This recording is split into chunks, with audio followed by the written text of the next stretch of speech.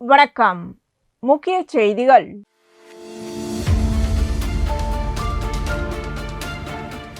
புதுச்சேரி சட்டசபை தேர்தலில் வாக்குப்பதிவு சதவீதம் புதிய உச்சத்தை தொட்டதற்கான காரணங்கள் குறித்து பரபரப்பு தகவல்கள் வெளியாகியுள்ளது.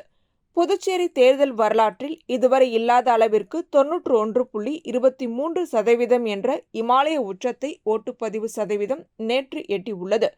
கடந்த 1969ஆம் ஆண்டு நடந்து முடிந்த சட்டசபை தேர்தலில் ஆரம்பித்து நேற்றைய தினம் பதிவான ஓட்டுப்பதிவு சதவீதமே நம்பர் 1 என்பது குறிப்பிடத்தக்கது.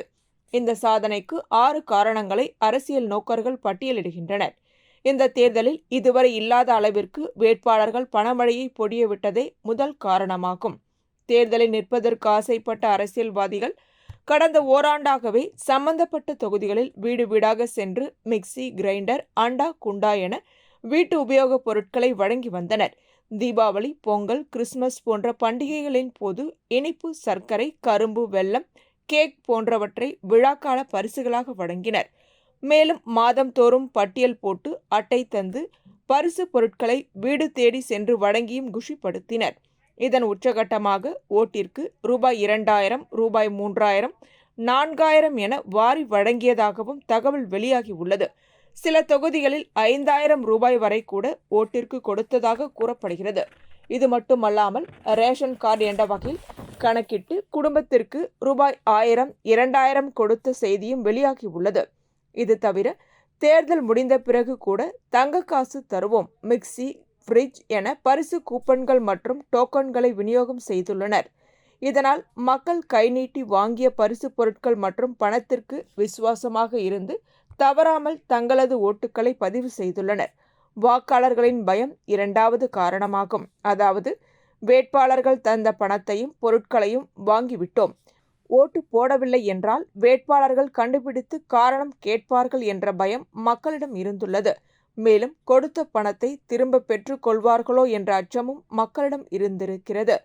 இந்த பயத்தின் காரணமாகவும் கும்பல் கும்பலாக வந்து தவறாமல் ஓட்டு போட்டுள்ளனர். முன்பு எப்பொழுதும் இல்லாத வகையில் இந்த தேர்தலில் இளம் வாக்காளர்கள் அதிக ஆர்வமாக வந்து ஓட்டு போட்டதை காண முடிந்தது. குறிப்பாக காலையில் ஓட்டுப்பதிவு துவங்கிய உடனேயே முதல் முறையாக ஓட்டளிக்கும் இளைஞர்களும் இளம் பெண்களும் கும்பல் கும்பலாக தங்களது வாக்குகளை பதிவு செய்தனர். இதுவும் ஓட்டுப்பதிவு சதவீதம் அதிகரிப்பதற்கு முக்கிய காரணமாக உருவெடுத்துள்ளது. வழக்கமாக ஓட்டு போடுவதற்கோ அரசியல் பற்றி தெரிந்து கொள்வதற்கோ துளியும் ஆர்வம் காட்டாமல் சினிமா, கிரிக்கெட் என தனி உலகத்தில் இளைய சமுதாயத்தினர் இருந்தனர். தற்போது ஓட்டளிப்பதற்கு விஜயும் அவர் துவங்கிய கட்சியுமே காரணம் என அரசியல் நோக்கர்கள் கூறுகின்றனர். இது மூன்றாவது காரணமாகும். தற்போது ஓட்டுப்பதிவு அதிகரித்துள்ளதற்கு வாக்காளர் சிறப்பு தீவிர திருத்த பணியே முக்கிய காரணம் என்றால் மிகையல்ல. வாக்காளர் பட்டியலில் காட்சி பொருளாக இருந்த இறந்த வாக்காளர்கள் 2 இடங்களில் பெயர் வைத்திருந்த போலி வாக்காளர்கள் நீக்கப்பட்டனர். அதாவது இறந்த வாக்காளர்கள் 20,798 பேர், இடம்பெயர்ந்த மற்றும் வீடுகள் இல்லாத வாக்காளர்கள் 80,645 பேர், ஒன்றுக்கு மேற்பட்ட இடங்களில் இடம்பெற்றிருந்த 2024 பேர் என மொத்தம் 1,03,467 வாக்காளர்கள் நீக்கப்பட்டது குறிப்பிடத்தக்கது. இதன் காரணமாக பழைய வாக்காளர் பட்டியலில் இருந்த 10,21,578 வாக்காளர்கள் என்ற எண்ணிக்கை எஸ்ஐஆர் திருத்த பணிக்கு பின் 9,18,111 குறைந்தது குறிப்பிடத்தக்கது. எனவே புதுச்சேரியில் இல்லாத போலி வாக்காளர்களை முழுமையாக நீக்கிவிட்டு தகுதியான வாக்காளர்களை மட்டுமே ஜனநாயக திருவிழாவில் பங்கேற்க செய்ததால் ஓட்டு சதவீதம் எகிரி உள்ளது. எஸ்ஐஆர் பணியின் போது 1,00,000 பேரை நீக்கிவிட்டனர். எனவே ஓட்டு போடாமல் வீட்டிலேயே இருந்தால் அதிகாரிகள் கண்டுபிடித்து நோட்டீஸ் கொடுத்து விளக்கம் கேட்பார்கள் என்ற அச்சம் பொதுமக்கள் மத்தியில் பரவலாக உள்ளது. வாக்காளர் பட்டியலில் இருந்து தங்களை நீக்கிவிட்டால் அரசின் நலத்திட்ட உதவிகள் பெற முடியாதோ என்ற அச்சத்தில் ஓட்டு சாவடிக்கு வந்து ஓட்டு போட்டுள்ளனர். இது ஓட்டுப்பதிவு அதிகரித்துள்ளதற்கு 5வது காரணமாகும். தேர்தல் தேதி அறிவிக்கப்பட்டதிலிருந்தே தேர்தல் துறை 100% வாக்குப்பதிவை இலக்காக கொண்டு பல்வேறு முன்னெச்சரிக்கை நடவடிக்கைகளையும் விழிப்புணர்வு நிகழ்ச்சிகளையும் மேற்கொண்டது. இதற்காக கலை நிகழ்ச்சிகள், பொதுமக்கள் ஈடுபாட்டை அதிகரிக்கும் விழிப்புணர்வு முகாம்கள் ஆகியவை நடத்தப்பட்டன. மேலும் ஒவ்வொரு வாக்குச்சாவடியிலும் வாக்காளர்கள் சிரமமின்றி வாக்களிக்க நிழற்பந்தல், குடிநீர் வசதி, முதியோருக்கான சாய் தலங்கள், மாற்றுத்திறனாளிகளுக்கான சிறப்பு ஏற்பாடுகள் செய்யப்பட்டிருந்தன.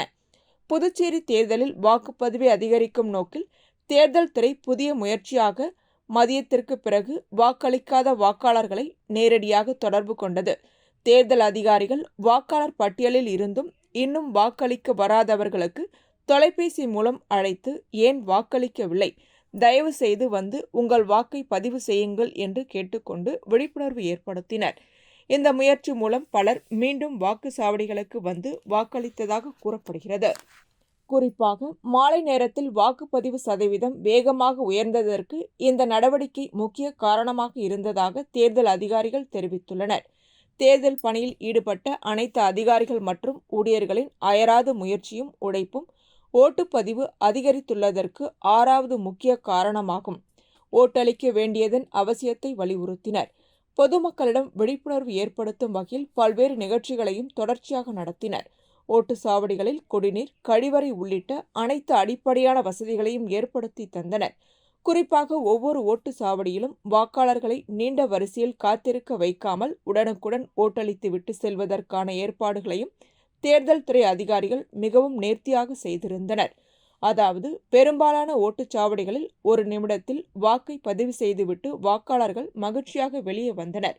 குறிப்பாக முதியோர்கள், உடல்நலம் பாதிக்கப்பட்டோர், கர்ப்பிணிகள், மாற்றுத்திறனாளிகள் நீண்ட வரிசையில் காத்திருக்காமல் உடனுக்குடன் வாக்கை பதிவு செய்துவிட்டு சென்றனர்.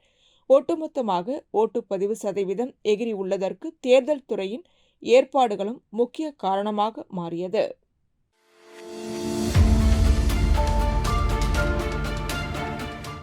ஹோமியோபதி மருத்துவ முறையை உருவாக்கிய ஜெர்மன் மருத்துவர் சாமுவேல் ஹானிமன் பிறந்தநாளை முன்னிட்டு ஆண்டுதோறும் ஏப்ரல் 10ஆம் தேதி உலக ஹோமியோபதி தினம் கொண்டாடப்படுகிறது. அதன் ஒரு பகுதியாக அவரது 271வது பிறந்தநாளை முன்னிட்டு புதுச்சேரி அரசு ஆயுஷ் இயக்குநரகம் ஹோமியோபதி பிரிவு சார்பில் கரிக்கலாம்பாக்கம் அரசு சுகாதாரம் மற்றும் நல்வாழ்வு மையத்தில் விழிப்புணர்வு நிகழ்ச்சி நடைபெற்றது. இந்த நிகழ்ச்சி தலைமை மருத்துவ அதிகாரி டாக்டர் ஜான்சன் ரெட்டி தலைமையில் நடைபெற்றது. ஹோமியோபதி சிறப்பு மருத்துவர் டாக்டர் தனலட்சுமி, மருத்துவ அதிகாரிகள் டாக்டர் பிரதீப், டாக்டர் விஜயபாஸ்கர், மகப்பேறு மருத்துவர் டாக்டர் சாய்லட்சுமி உள்ளிட்டோர் முன்னிலையில் டாக்டர் சாமுவேல் சாலமன் திருவுருவப் படத்திற்கு மலர் தூவி மரியாதை செலுத்தினர். நிகழ்ச்சியில் தலைமை செவிலியர் செல்வி மற்றும் பொது சுகாதார செவிலியர் இந்திரா வரவேற்புரை வழங்கினர். தொடர்ந்து மருத்துவர்கள் ஹோமியோபதி மருத்துவத்தின் முக்கியத்துவம் மற்றும் அதன் பயன்கள் குறித்து பொதுமக்களுக்கு விளக்கம் அளித்தனர். மேலும் ஹோமியோபதி மருத்துவம் தொடர்பான கையேடுகள் பொதுமக்களுக்கு வழங்கப்பட்டன. இந்த நிகழ்ச்சியில் மருத்துவமனை ஊழியர்கள், செவிலியர்கள் மற்றும் பொதுமக்கள் கலந்து கொண்டு பயனடைந்தனர். ஹோமியோபதி மருத்துவம் நீண்ட நாள் நோய்களுக்கு சிறப்பாக பயன்படுகிறது என தெரிவிக்கப்பட்டது. குறிப்பாக நீரிழிவு, தோல் நோய்கள், மூட்டுவலி, ஆஸ்துமா, அலர்ஜி, மாதவிடாய் கோளாறுகள், சினைப்பை நீர்க்கட்டிகள், கல்லீரல் நோய்கள் மற்றும் குதிகால் வலி போன்ற பிரச்சனைகளுக்கு பயனளிக்கும் என மருத்துவர்கள் தெரிவித்தனர்.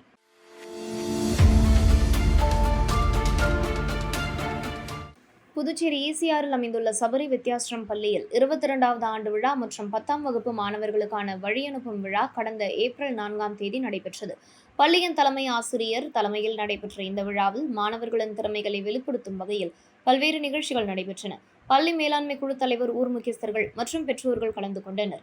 விழாவில் உரையாற்றிய ஆசிரியர்கள் மற்றும் விருந்தினர்கள் மாணவர்களின் கல்வி முன்னேற்றம், ஒழுக்கம் மற்றும் எதிர்கால இலக்குகள் குறித்து பயனுள்ள ஆலோசனைகளை வழங்கினர்.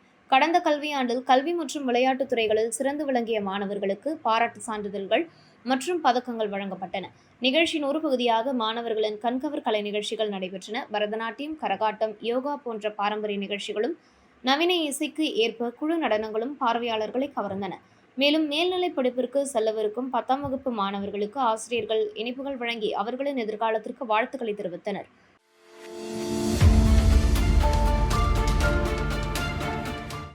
புதுச்சேரியில் நடைபெற்ற சட்டமன்ற தேர்தலில் இதுவரை இல்லாத அளவாக 91.83% வாக்குகள் பதிவாகி புதிய சாதனை உருவானது. காலை 7 மணிக்கு தொடங்கிய வாக்குப்பதிவு மாலை 6 மணிக்கு அமைதியான முறையில் நிறைவடைந்தது.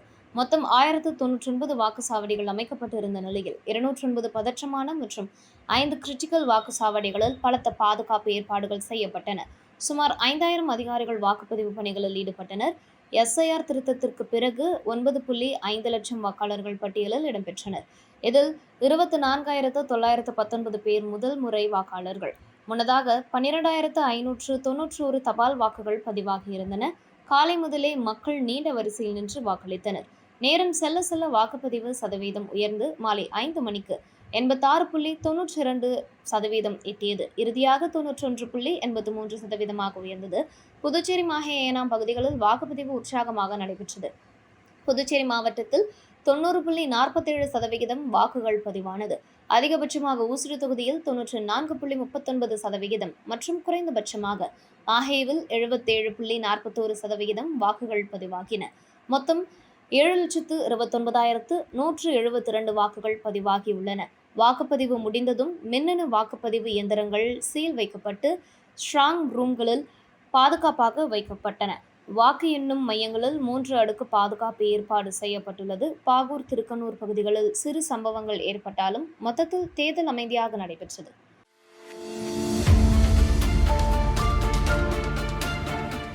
புதுச்சேரி அருகே வில்லியனூரில் அமைந்துள்ள தூய லூர்து அன்னை திருத்தலத்தின் 149வது ஆண்டு திருவிழா ஏப்ரல் 11 கொடியேற்றத்துடன் தொடங்குகிறது. இதுகுறித்து திருத்தல அதிபரும் பங்கு தந்தையுமான ஆல்பர்ட் செய்தியாளர்களை சந்தித்தார். அப்போது அவர் வரலாற்று சிறப்புமிக்க வில்லியனூர் லூர்து அன்னை ஆலயம் பிரான்சில் உள்ள லூர்து தேவாலயத்திற்கு பிறகு ஆசியாவில் கட்டப்பட்ட முதல் ஆலயமாகும். மேலும் தமிழர் பண்பாட்டின்படி ஆலயத்தின் எதிரே திருக்குளம் அமைந்திருப்பது இதன் தனி சிறப்பாகும். திருவிழா ஒவ்வொரு ஆண்டும் ஈஸ்டருக்கு பின் 6வது நாளில் தொடங்குவது வழக்கம். அதன்படி இந்த ஆண்டின் திருவிழா ஏப்ரல் 11 காலை 5:30 மணிக்கு தஞ்சாவூர் மறை மாவட்ட ஆயர் சகாயராஜ் தலைமையில் நடைபெறும் திருப்பலியுடன் தொடங்குகிறது.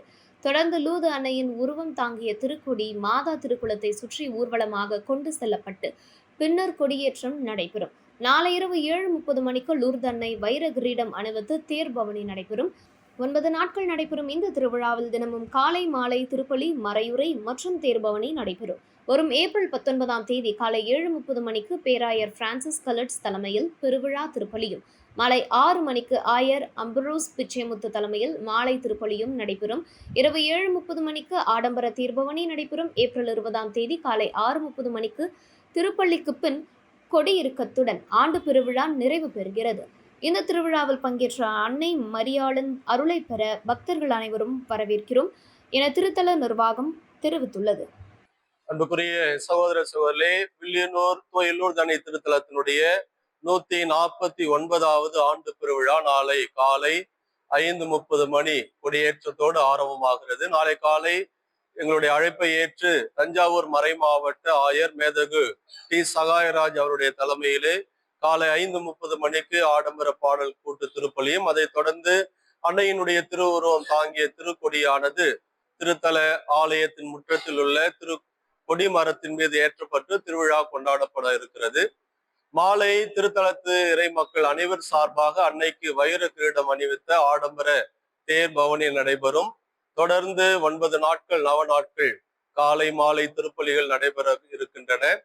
சிறப்பாக வருகிற ஏப்ரல் 19 இந்த திருத்தலத்தினுடைய ஆண்டு பெருவிழா திருப்பலி காலை 7:30 மணி அளவிலே நம்முடைய புதுவை கடலூர் உயர் மறை மாவட்ட பேராயர் மேதகு பிரான்சிஸ் கலிஸ்ட் அவருடைய தலைமையில் ஆடம்பர திருவிழா திருப்பலியும், அன்று மாலை 6 மணி அளவிலே வேலூர் மறை மாவட்ட ஆயர் மேதகு அம்புரோஸ் பிச்சைமுத்து அவருடைய தலைமையிலே மாலை பெருவிழா திருப்பலியும், பிறகு ஆடம்பர தேர் பவனியும் நடைபெற இருக்கிறது.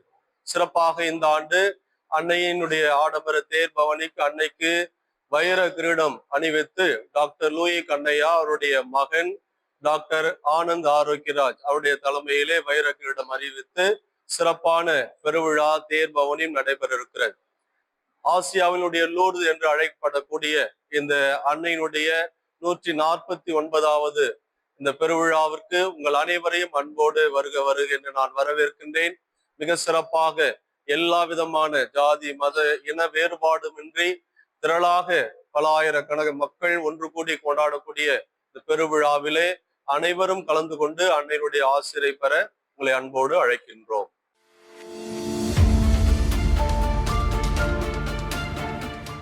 திண்டிவனத்தில் உள்ள கிராம தேவதை ஸ்ரீ மூங்கிலம்மன் ஆலயத்தில் பிரம்மோற்சவ விழா கொடியேற்றத்துடன் தொடங்கியது. விழாவை முன்னிட்டு பக்தர்கள் குளக்கரைக்கு சென்று கரகம் ஜோடித்து ஊர்வலமாக கோவிலுக்கு வந்தடைந்தனர். தொடர்ந்து விக்னேஸ்வர பூஜையுடன் நிகழ்ச்சி தொடங்கி மூலவர் மற்றும் உற்சவர் ஸ்ரீ மூங்கிலம்மனுக்கு காப்பு கட்டும் வைபவம் நடைபெற்றது. அதனைத் தொடர்ந்து விரதமிருந்த பக்தர்களுக்கும் காப்பு கட்டும் நிகழ்வு நடைபெற்றது. பின்னர் துவஜாரோகணம் எனப்படும் கொடியேற்ற நிகழ்வில் சூலம் மற்றும் ஓம் சக்தி பொறிக்கப்பட்ட பட்டம் ஏற்றப்பட்டது. வண்ண மலர்களால் அலங்கரிக்கப்பட்ட உற்சவர் ஸ்ரீ மூங்கில் அம்மனுக்கு கற்பூர ஆரத்தி காண்பிக்கப்பட்டு கோவில் உட்பிரகாரத்தில் வலம் வந்து முத்து பல்லக்கில் பக்தர்களுக்கு அருள் பாலித்தார். இதில் பக்தர்கள் கலந்து கொண்டனர்.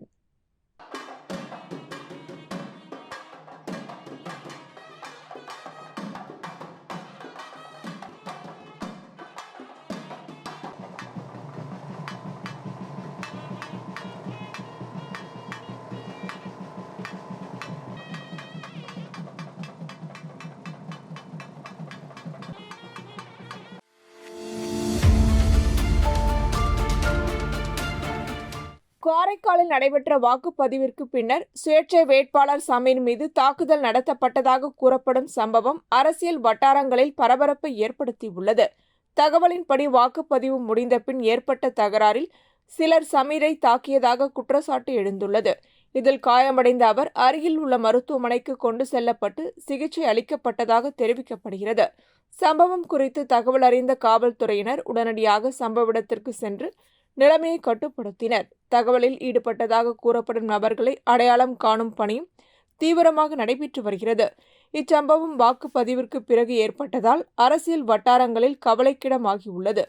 சம்பவத்தின் உண்மை நிலை குறித்து காவல்துறையினர் தொடர்ந்து விசாரணை மேற்கொண்டு வருகின்றனர்.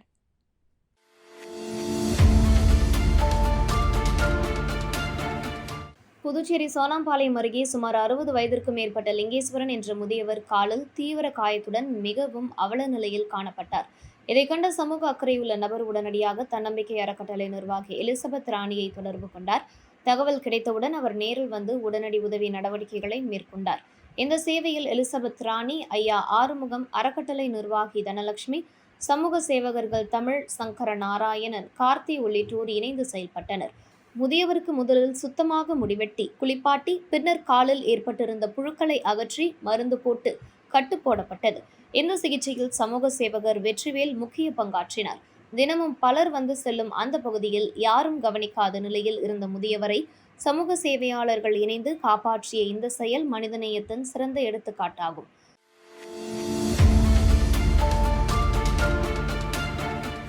புதுச்சேரி யூனியன் பிரதேசத்தில் நடைபெற்ற சட்டமன்ற தேர்தலில் உழவர்கரை தொகுதியில் அனைத்திந்திய புரட்சித் தலைவர் மக்கள் முன்னேற்ற கழகத்தின் வேட்பாளர் லாவண்யா தனது வாக்கினை பதிவு செய்தார். உழவர்கரை தொகுதியில் உள்ள போப் ஜான்பால் கல்லூரியில் அமைக்கப்பட்டிருந்த 29ஆம் எண் வாக்குச்சாவடிக்கு வந்த அவர் பொதுமக்களுடன் வரிசையில் நின்று வாக்களித்து தனது ஜனநாயக கடமையை ஆற்றினார். பின்னர் செய்தியாளர்களிடம் பேசிய லாவண்யா, உழவர்கரை தொகுதி மக்கள் உற்சாகமாக வாக்களித்து வருகின்றனர். அனைவரும் 100% வாக்களித்து மக்களின் குறைகளை தீர்க்கும் சரியான வேட்பாளர்களை தேர்ந்தெடுக்க வேண்டும் என கூறினார்.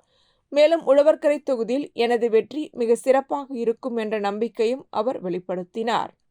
இத்துடன் செய்திகள் நிறைவடைகின்றன. வணக்கம்.